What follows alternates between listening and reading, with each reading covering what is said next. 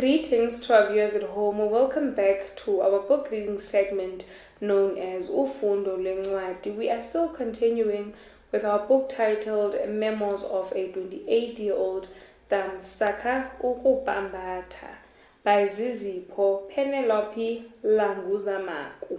Today we are going to read chapter 12 that is titled How Children Are Forced to Stop. Often, especially in my part of the world, parents will not go and buy books and watch educational shows about them sucking to get educated on how to stop their children from literally sucking their thumbs. Where I live, information is obtained from the neighbors over the fence early in the morning in pink gowns and over a cup of tea. One parent sees the neighbor walking around the yard and shouts, "Khawuze ntombi," meaning "come here, girl."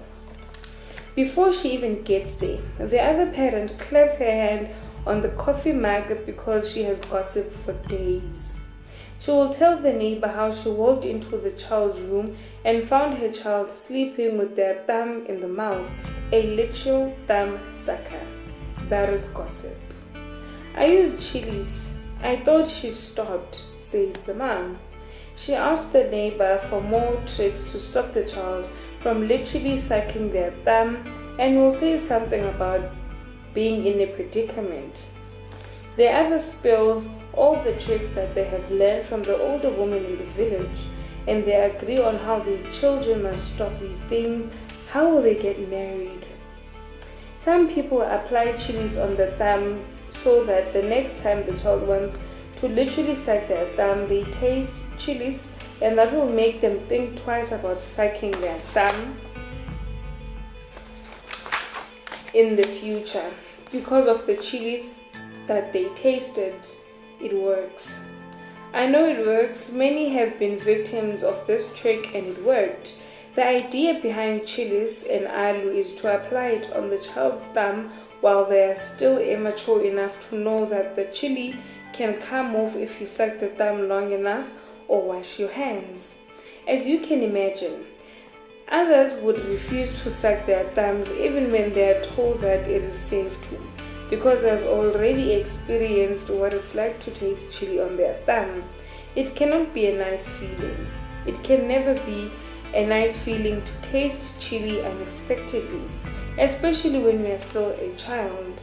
My daughter won't eat anything that has sweet chili in it, and the sweet chili we eat in South Africa is not that hot.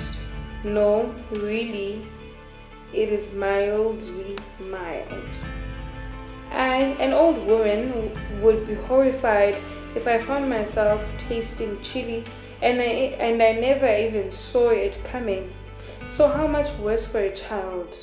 Even more horrifying is the fact that this thumb is rubbed with chili is their safe place. So imagine realizing one day that your safe place is no longer safe. I asked one of the grandmas in my area whose children and grandchildren suck and have sucked their thumbs.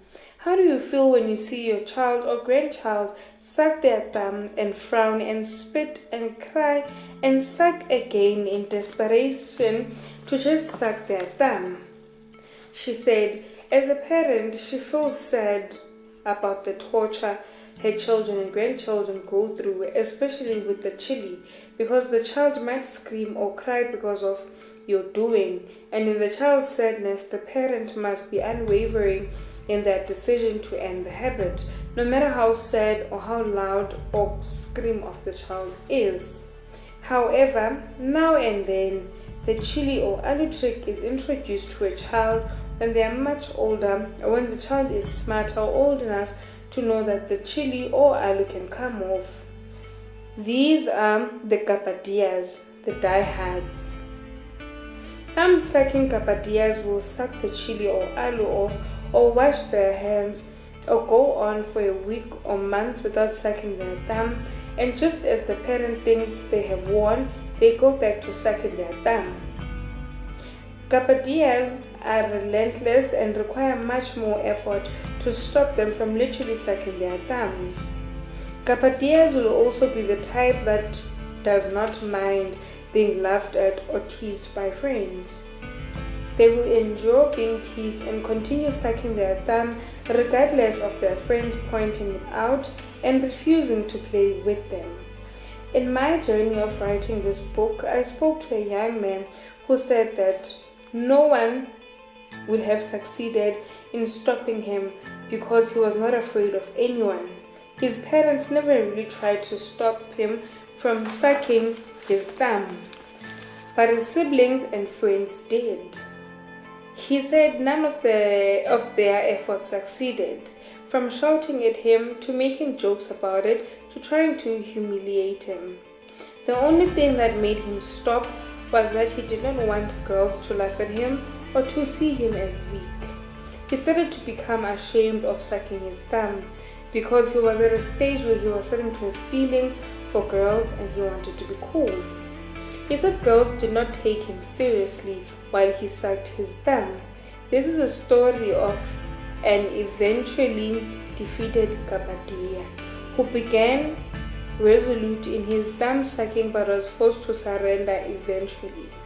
To stop children from sucking their thumbs, other people cut the thumb so that it has an open wound that hurts whenever it is sucked, forcing the thumb sucker to take a break from sucking the thumb, because the more they suck a wounded thumb, the longer it will take to heal and the longer it will hurt. So they refrain from sucking the thumb, and then when it heals, it gets cut again, prolonging the period of not being able to suck the thumb.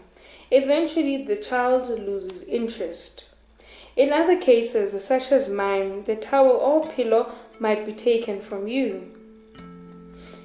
It could be given away or burned. If you suck your tongue, it gets pinched, whether unexpectedly as you are busy sucking it, or being told to pull the tongue out so you can get pinched and learn a lesson, which is to not suck your tongue again. The worst thing about it all is that women in the community might not even let the mother, father, or family handle it. They will form an army to deal with the thumb-sucking terrorists themselves. Women in the community will easily see a child sucking their thumb and decide they will not sort them out with or without the parents' consent. I suppose it all goes back to a child being raised by the community. They don't go as far as cutting the thumb, but they will smear alu or chili on the child's thumb. Other women are determined enough to say, leave your children to me, I will deal with them. I will put the chilies on their thumb when they visit my house to play with my children or grandchildren. Then the parents would act surprised and angry when the child comes home crying from tasting chili on their thumb. I read a story on LinkedIn about an old Nigerian lady who had recently turned 115 years. It was said that she still goes to the farm. A picture of her was posted as well. One of the comments in the post said, "This is abuse. How can you allow her to go to the farm as old as she is? She should be at home being taken care of." I never simultaneously agreed and disagreed more than when I read the comment. So many things went through my mind, starting with the missing information on the post, such as whether she is going to the farm because she has no choice or because she just really enjoys it there, because this information would change everything. If she was being forced to go to the farm because she had no food at home, then this could be labeled as abuse. Where are the children and grandchildren? If she does not have her own, then where are her brothers and sisters and their children and grandchildren? And why can't they go to the farm and get food for the old lady? If she does not have a family, where is the community? Where is Ubuntu? But then, if there is food at home and she goes to the farm for leisure, I do not see that as being abuse.